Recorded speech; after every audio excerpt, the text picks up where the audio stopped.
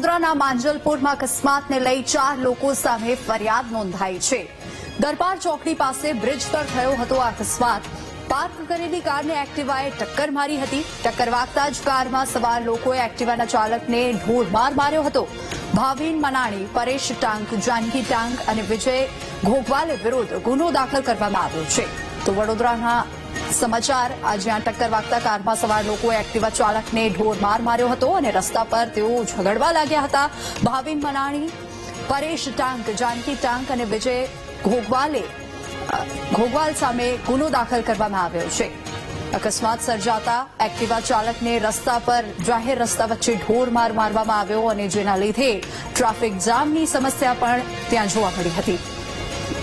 વધુ વિગતો સાથે સંવાદદાતા માનુ ચાવડા ફોન લાઈન પર જોડાઈ ગયા છે। માનુ, આ વડોદરાની ઘટના, શું વધુ વિગતો?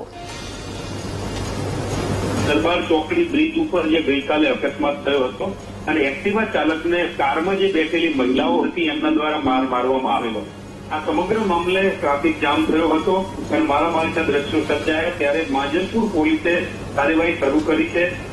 ભાવિન મનાણી, પરેશ ટાંક, જાનકી ટાંક અને વિજયભાઈ ઘોઘવાલે વિરુદ્ધ ગુનો દાખલ કરવામાં આવ્યો છે।